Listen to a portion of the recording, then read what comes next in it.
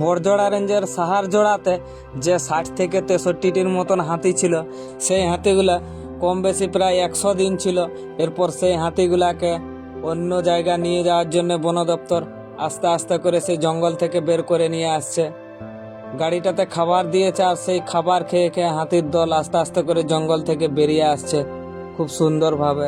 গাড়ির পেছনে পেছনে দলটা আসছে আস্তে আস্তে করে।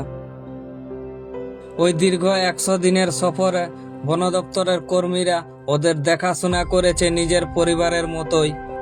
দিনে খাবার দিয়েছে, রাতে পাহারা দিয়েছে, কোনো অসুবিধা যেন না হয় তার জন্য সব সময় নজরে রেখেছিলেন বন দপ্তরের কর্মীরা। এই লম্বা সময়ের মধ্যেই ওই দলটিতে জন্ম হয়েছে 3টি নতুন বাচ্চা হাতির। জঙ্গলের নিঝুম রাতে সেই নতুন প্রাণদের প্রথম হাঁটতে শেখা যেন সবাইকে আরো আবেগে ভরিয়ে দিয়েছিল। কিন্তু অবশেষে সময় এলো ওই দলটিকে অন্য জায়গা নিরাপদে স্থানান্তর করার। বন দপ্তর খাবার ভর্তি গাড়ি নিয়ে এলো জঙ্গলের ভেতর, আর সেই খাবারের গাড়ি দেখেই হাতির দল আস্তে আস্তে এগিয়ে আসতে থাকে গাড়ির কাছে। এরপর বন দপ্তরের কর্মীরা হাতিদের ফল সবজি দিতে থাকে, আর সামনের দিকে ধীরে ধীরে গাড়ি এগিয়ে নিয়ে যেতে থাকে। এরপর হাতির দলটি খাবার খেতে খেতে ধীরে ধীরে বিশ্বাসে ভর করে তারা গাড়ির পেছনে পেছনে বন থেকে বেরিয়ে আসতে শুরু করলো, যেন কারো নির্দেশ নয় বরং নিজের ইচ্ছায়, নিজের মনের টানে।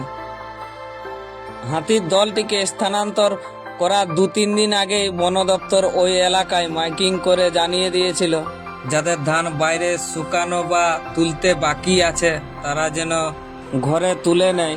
হাতির দল বাইরে বের হলে যাতে ফসলের ক্ষতি না হয়।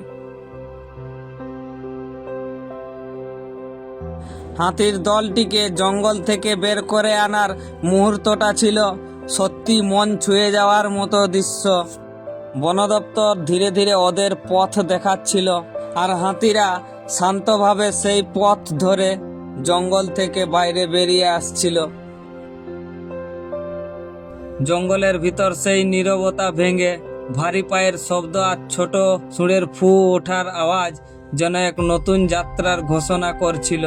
বন দপ্তরের কর্মীরা দাঁড়িয়ে দেখছিলেন, মুখে ক্লান্তি, চোখে অদ্ভুত তৃপ্তি। এই 100 দিনের স্মৃতি, পরিশ্রম, দুশ্চিন্তা আর ভালোবাসা নিয়ে তারা দেখলো তাদের দেখা হাতে সুরক্ষিতভাবে জঙ্গল ছাড়ছে গজরাজের দল।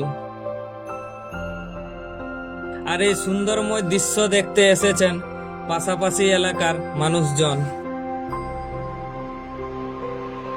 এ দৃশ্য যেন শুধু হাতি স্থানান্তর নয়, যেন মানুষ আর প্রকৃতির মেলবন্ধনের এক মায়াময় অধ্যায়। 100 দিনের স্নেহ, মমতা, ভালোবাসা সব মিলিয়ে ওই মুহূর্তটা হয়ে উঠেছিল গভীর আবেগের। তারা ধীরে ধীরে সামনে এগিয়ে যাচ্ছে, আর পেছনে রয়ে যাচ্ছে মানুষের ভালোবাসায় ভরা 100 দিনের সেই স্মৃতি।